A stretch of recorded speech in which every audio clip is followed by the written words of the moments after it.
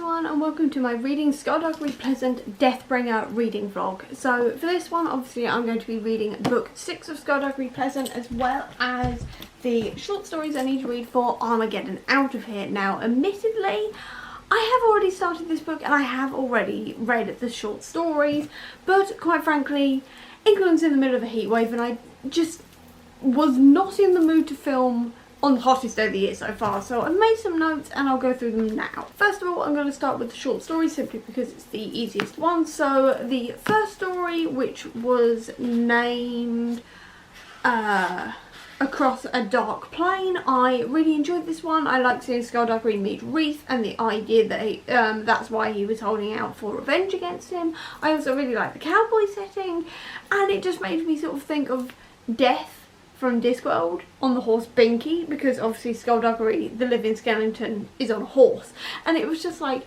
I bet the dead men at some point have like encouraged him to like dress up as Death to scare people on the horse. It would have been hilarious, quite frankly. I absolutely love that idea.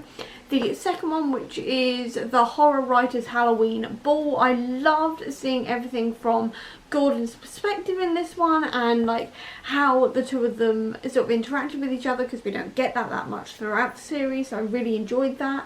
I really enjoyed like the fight scenes as well, especially from like the untrained perspective, because obviously Gordon is very much untrained, so I really enjoyed that again, because that's how I would fight. And I love like the idea of like Gordon fighting this guy, managing to stop him, sitting on him to physically stop him, and like getting away, Skulduggery running past to get to the other bad guy, looking at and seeing that and going, yeah, he's got that covered, and carrying on running.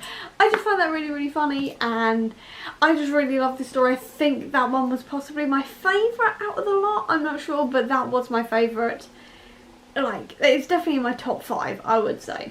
Then for the third one, which is The Lost Art of World Domination, this one was really funny. I love the banter of this one and just how casual Skulduggery was about like being captured and squashing the bug and everything else. I found that really funny. I really enjoyed this one. I live for the banter in these stories, so I really enjoyed that being front and centre in this one, and just sort of like the little mini things that Skulduggery and Valkyrie get up to. Really enjoyed that. Then for the fourth one, which is Gold Babies and the Brothers Muldoon, again, I really enjoyed the banter in this one. I enjoyed the fun little story. I'm really actually enjoying the short story collection because it's sort of like these little mini adventures, obviously, with Skulduggery and the things he's done. I really enjoyed that, and I did enjoy like just generally the idea of goblins and stuff like that. It was really good fun. The fifth one was the slightly ignominious, I don't know how to say that, but the slightly ignominious end to the Legend of Black Annis. I'm pretty sure Black Annis is from the Maleficent 7. I'm pretty sure that she's from the Maleficent 7, and that's where we know her from, because that name sounds remarkably familiar, so I'm sure that's where it comes from. But I did also really enjoy seeing like a story from her point of view, from a villain point of view, but I also really enjoyed seeing Tanith, because obviously Tanith is such an important character in the story, so I really like seeing everything from her point of view and seeing a story based entirely around her. I did enjoy that. Then the sixth one is Friday Night Fights. I really enjoyed seeing how Valkyrie met Kaelin, because that was something I was wondering about. I would have liked to have seen what was done to Victor though. I definitely would have liked to have seen that, because we didn't actually see that.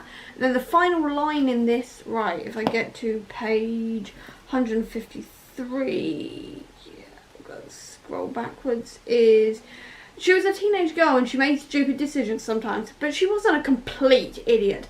And that's talking about the fact that she finds Kaelin attractive, but that would be such a cliche because obviously he's the dark, brooding boy and everything else. And I just find that very funny, because obviously she does start getting feelings for him, and also because it's that little dig at like Twilight and things like that. I found that very funny, and I do really enjoy that line and that short story as a whole.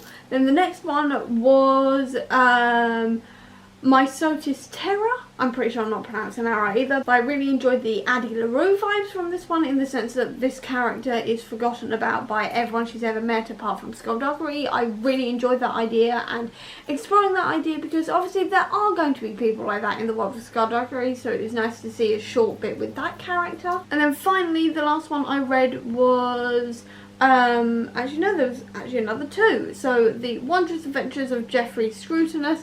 I loved this one. I love sort of seeing Jeffrey out in the world and sort of seeing more of him out in the world and stuff like this. Very, very fun. Really, really enjoyed that. And then the last one was Just Another Friday Night, and I'm just trying to remember what that one was. So that one is oh, that one. So I really enjoyed that one as well. I love seeing like other pairings in the world of Skulduggery as well, and like other people who are in the business of saving people, things like this. Really, really enjoyed that as well. So on the whole, I've been really, really enjoying Armageddon out of here. I'd say it's a solid 4 stars at the moment, but I will see what I think when I finished it. As for Skulduggery, I'm currently on chapter 16, which is page 153, so I'm not doing too badly on the page count either. But my first thoughts include Craven is a creep and a weasel. We already knew this, but he's even more creepy and weaselly in this bond, because obviously he becomes a more villainous character in here with all the work he's doing with Melancholia. So I do think he's a very, very creepy character and a very weaselly one, but I quite enjoy reading that because it's just fun to hate him.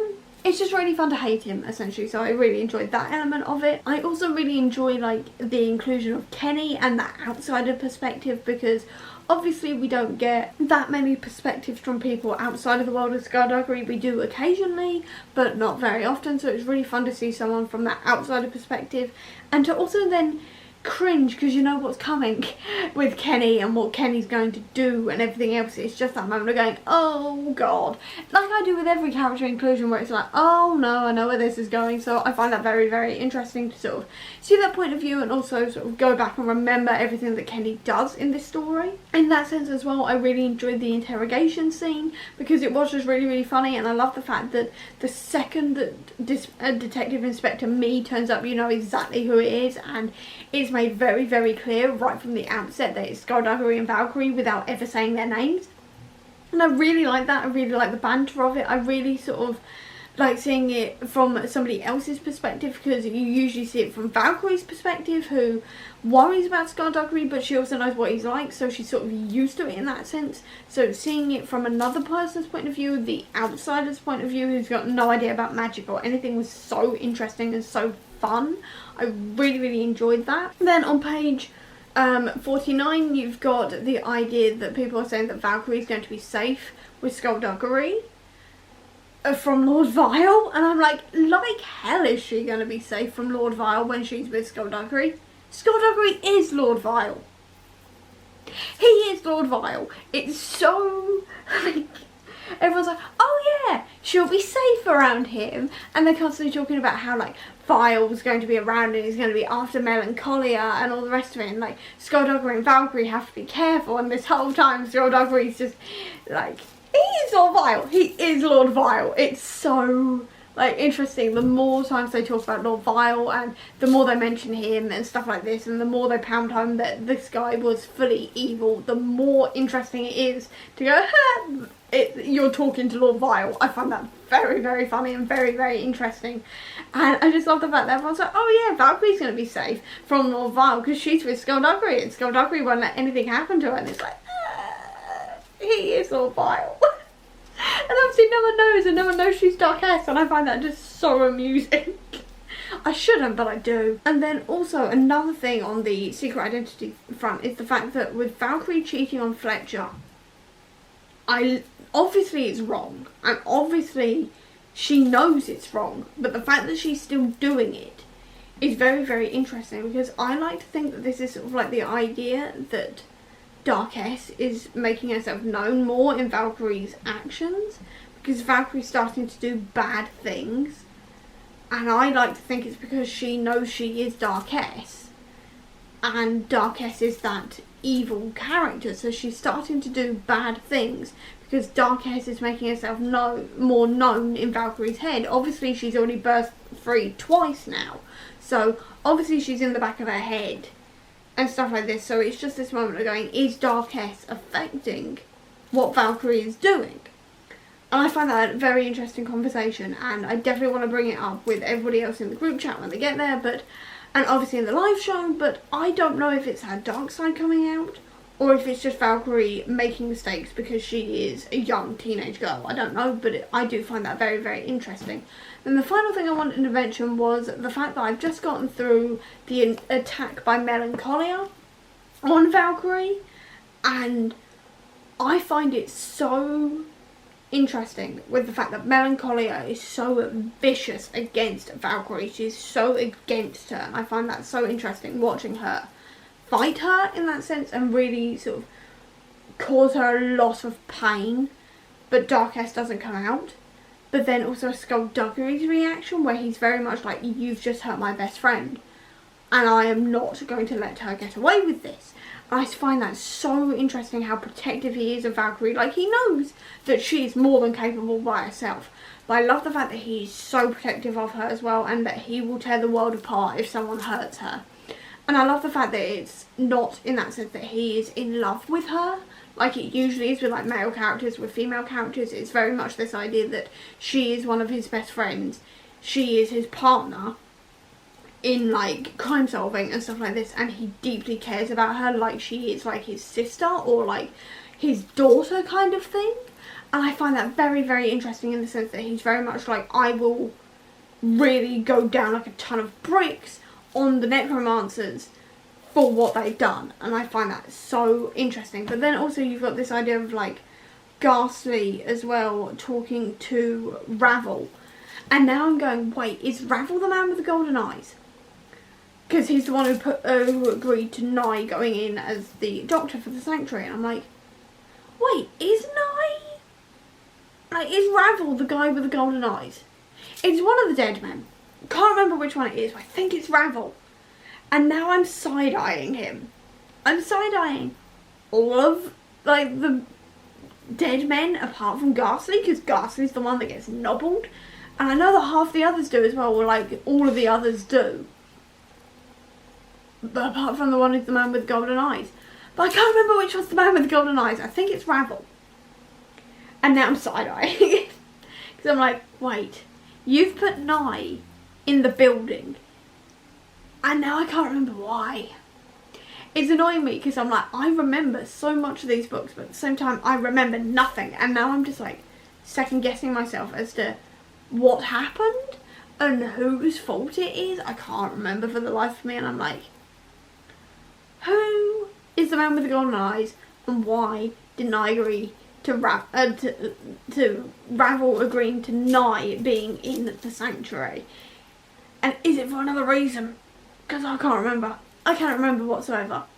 But with that, that is my quick wrap up of everything I've read so far, and now I actually need lunch, so I need to pause for a minute to go and actually eat something, and then I'm going to be attempting to read this much in the next day and a half. This moment where he says, "Oh Valkyrie, my loyal and trustworthy combat accessory, of course there's something I'm not telling you. That's what makes me fun." And they talk about Lord Vile, and he's obviously saying about like how he's been investigating and all the rest of it, because Valkyrie's noticed that he's looking for him. It's just like, you are withholding the biggest secret. And the thing with it is that he never tells, like, he doesn't tell her after the Darkest thing, and he doesn't do the whole, oh, I know how you feel, I'm Lord Vile, or anything. And I'm like, tell her, but at the same time it would have spoiled the surprise. But it's every time he says he's not telling her everything, and I'm just like, there's a massive thing you're hiding. I'm just waiting for it, because I think it happens in this book, and I'm now just waiting for it to happen. Just waiting. I'm so excited to get to that part again. I'm so excited. Valkyrie mentions in chapter 16 Skulduggery's family crest, and she's talking about why he gave it up and everything, and he's saying he gave it up during the war because he feels like he can't live up to it anymore.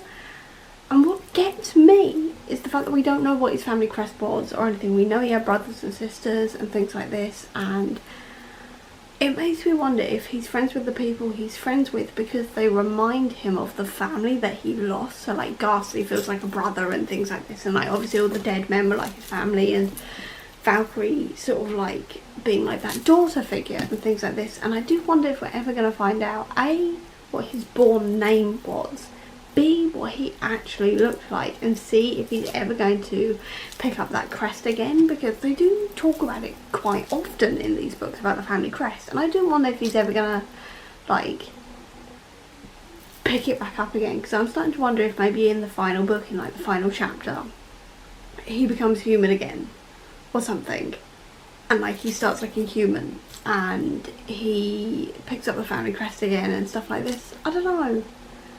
But I don't know if I'd want to see what he looks like human, because he's Skulduggery, he's a skeleton, that's the whole point. But I don't know, I'm really conflicted about whether or not I want to know what he looks like human, what his real name was, and what his crest looked like. But the crest has to be significant because of the amount of times it's mentioned. I don't know, this is just the things that keep me up at night when I'm thinking about these things. I don't know, I genuinely don't know, I'm just playing around with thoughts now. So I've just read chapter 28 and it's the big reveal that he's Lord Vile, and I'm like, finally we got to that point. And it was just like, I could stop smiling the whole way through it because I knew what was coming, but it was still like the anticipation of like, oh, here we go, here we go, here we go, here we go.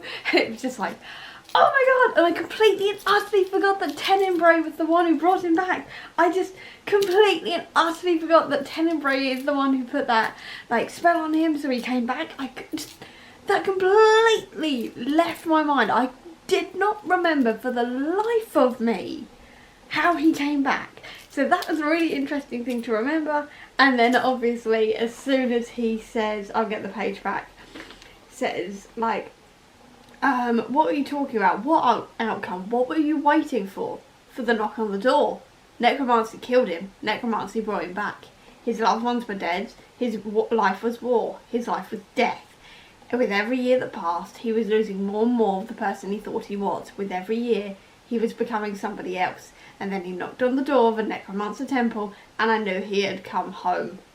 No. He abandoned his old life. He wore armour to disguise his old form. He took a new name to kill his old self. No. No, don't. Skulduggery Pleasant walked off the battlefield, and Lord Vile walked into my temple. And it's just like, oh my god! I just remember freaking out the first time that happened.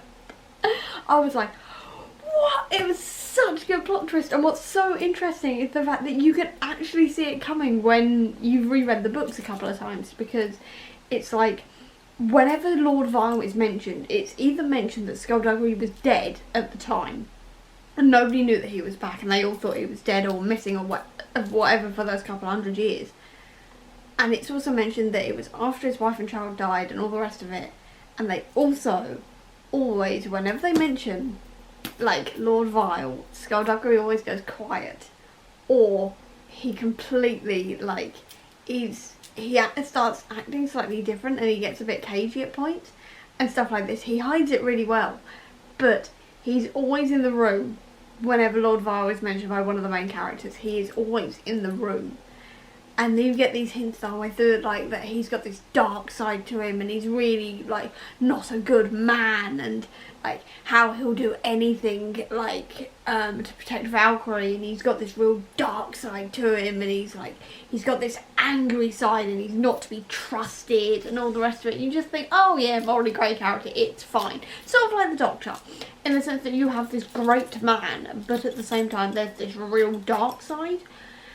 And then it hits his Lord Vile and you're like, oh my god. I'm never going to be over this plot twist. I think it's genuinely one of the greatest plot twists in any book series I have ever read.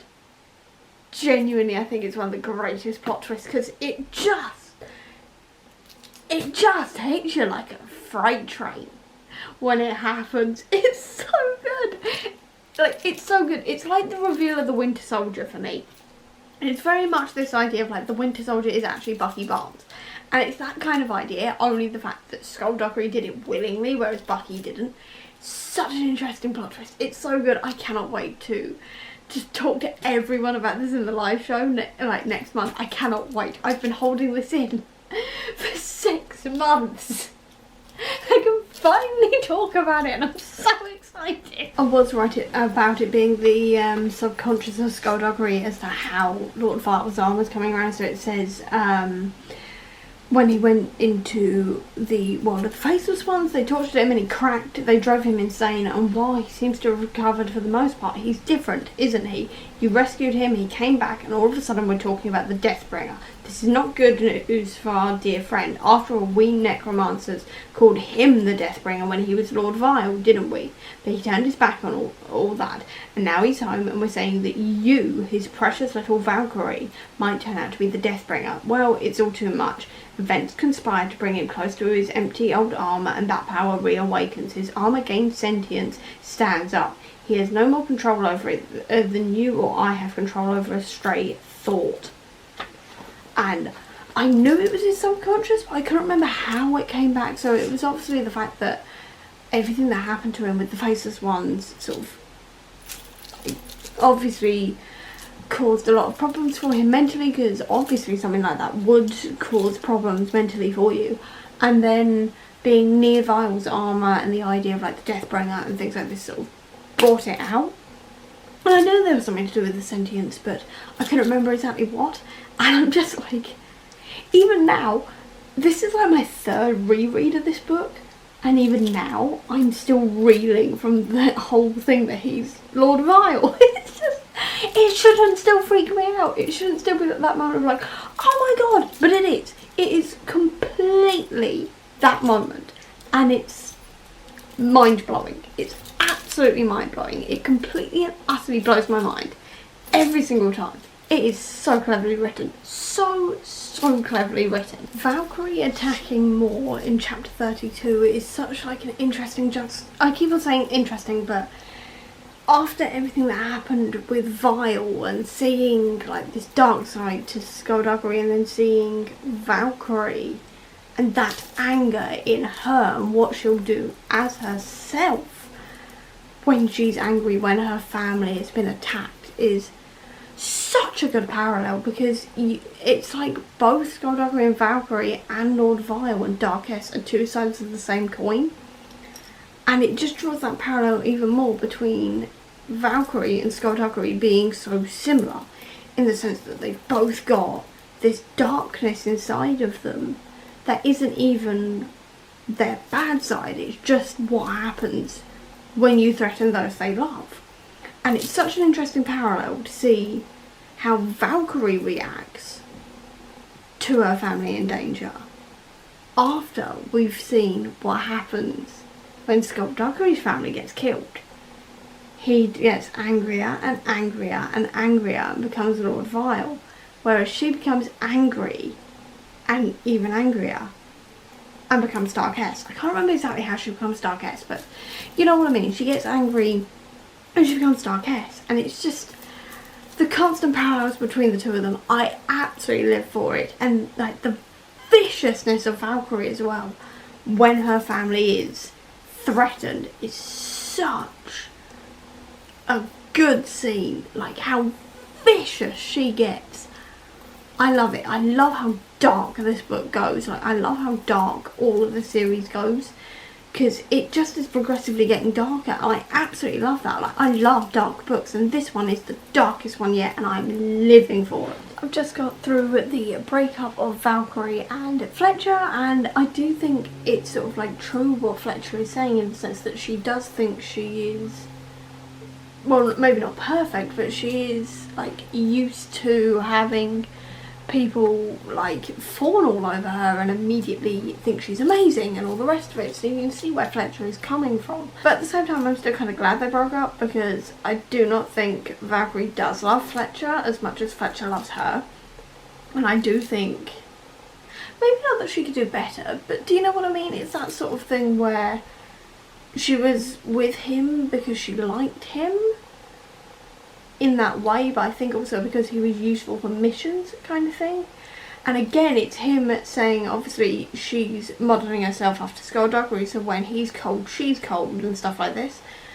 And it's again drawing those parallels. It's constantly parallels between the two of them all the time. And I really, really enjoy that, especially with the fact that you are constantly drawing these parallels and everything, but at the same time, they're not romantic. And I really appreciate that, because so easily we could have gone down that romantic route, and instead it's clearly best friends, father-daughter relationship, and I am so thankful for that. Like, so thankful for that, because that could have been really creepy, so I'm glad they didn't do that.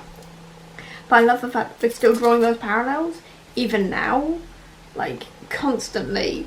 He's Skulduggery and she's Valkyrie, but they're also Lord Vile and Darkest, and it's sort of like both sides of them are the same as each other. I find that so interesting to read. I don't know how many times I've said interesting now in this vlog, but I do find all of it really fascinating, quite frankly. Fergus having magic was something I did not expect the first time I read this book whatsoever. I don't know why. I just completely convinced myself that he just didn't know whatsoever, and he was completely ignorant to all of it. But the fact that he's known this entire time just sort of explains everything about the man. Like, it doesn't explain Beryl whatsoever, because clearly she doesn't know, but the fact that Fergus has known that Valkyrie is magic this whole time, and knew that the second Skulduggery walked into the room at the will reading exactly who he was and what he was. It's such an interesting take on him, to know that he's also had magic this whole time, and like how his father said, like, to not get into it has affected him over the years, and like it just perfectly explains his character in that one conversation. It perfectly explains his entire personality, and I love how Derek Landy can do that. He can just perfectly hit the nail on the head with a character, and you think they're one thing, and then you hear something and it completely changes your mind about that character. And I love the fact that he's done that with Fergus and Skulduggery in this book as well, so you have this full idea in your head as to who they are, and then it just turns on its head in one conversation. I absolutely love that. Chapter 41 is one of my favourite chapters in this book, because first of all you get a reference to Alien with Alice being like a face hugger from her dad, which I find quite funny, because like, I'm not a fan of Alien, but I really like Prometheus. I know that's a really unpopular opinion, but I prefer Prometheus over Alien, but hooray for pop culture references. But then also you get the attack from Moore as well, and Valkyrie going all out to protect herself again. And obviously she has to anyway, but it's so fun to see her attack a normal person and not like a magical being. My battery died in the middle of whatever I was saying, and now that I've charged it up and had lunch, I can't remember what I was talking about, so that's just great. But I read a bit further and I'm now up to chapter 47, so we've just gotten to the Requiem Ball, and so Fletcher's just left to go to Australia, and I'm like, something happens in Australia. I can't remember what. I've only read like further than book 7 once, and that was a couple of years ago now, so I can't remember, but I remember something happens in Australia. I'm pretty sure the people who are like helping Fletcher like turn out to be evil or something, or like they're working for the bad guys. I can't remember. Like I said, it's been a while. But also I really like the introduction of Dexter Vex, because I'm pretty sure he's one of my favourite dead men.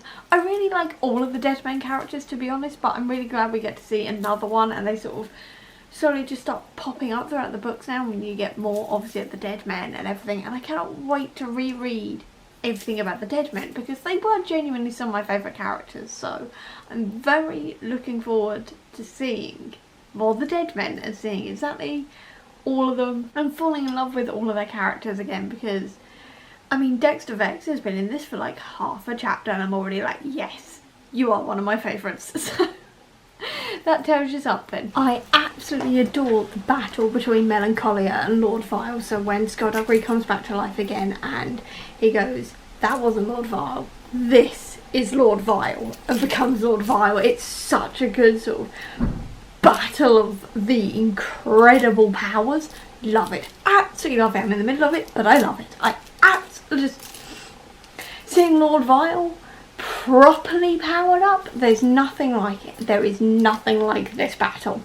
I love it so much. So I've now just finished Deathbringer, and I really enjoyed the ending of this one, because obviously you get this big battle and you see exactly what Lord Vile and Darkest can do to each other, And then also this realisation between Skulduggery and Valkyrie that they're probably going to have to get Lord Vile back out again when she goes Darkest and things like this, and how they don't embrace what they can do and who they are.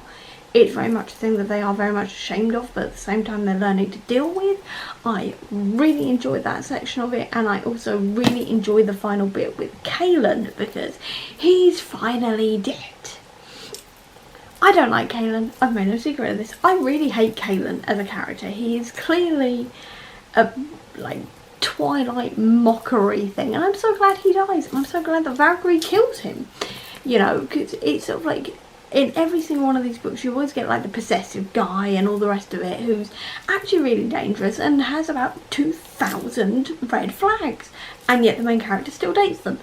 Whereas in this, you get the idea that Valkyrie's ended up with him, and then the red flags actually come out into full screaming warnings, and he's not a good guy, essentially. And then she kills him. It's epic.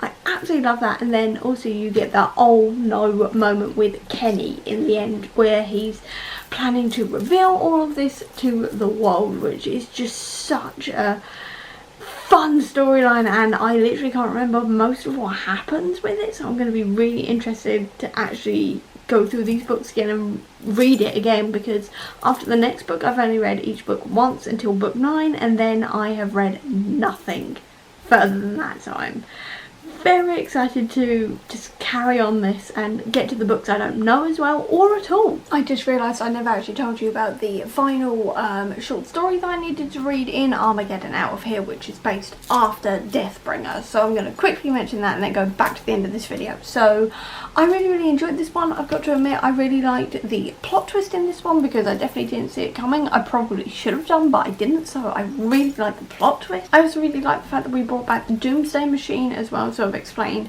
exactly what was going on with that, and we got a bit more of an insight into the kind of different kind of powers that people can have in terms of sensitives and things like this as well, and also the whole we don't talk about vampires thing was really good fun. And also I really liked, we sort of saw Valkyrie sort of moving on from her previous romances and things like this, and sort of seeing the more normal side of her. I also again really enjoyed seeing the outsider's perspective as well, because usually we don't usually see that. We usually are very much inside Valkyrie's head or one of the villains' heads who know everything about the magical world and everything else. So again, I really liked being inside somebody else's head who is completely outside of the magical world. So in the end, I really enjoyed this one. I think it's my favourite short story of the lot, but I'm not entirely sure. I'll have to obviously update you when I've read all of them, but at the moment that seems to be my favourite one, and in the end I'm going to give that story a 4 stars, and to be honest all of them are 3 4-star reads, so I've really enjoyed this so far. And now back to the end of the video. And with that, that is going to be the end of this reading vlog. So in the end I gave Deathbringer 5 stars. I really enjoyed this book, as I do always, and I cannot wait to continue on with the series. And with that, I hope you enjoyed this video. If you did, please do give me a thumbs up, comment down below and tell me what you thought of this book when you read it for the first time. Tell me if you had any suspicions about Lord Vile. I'd love to know. I'll also leave a link down below to all my social media if you want to check it out, including to the Comic Book Sanctum, which is my website dedicated to Marvel Comics. If you want to see any more of my videos, please click subscribe here. Over here will be the link to my previous video. But until next time everyone, bye!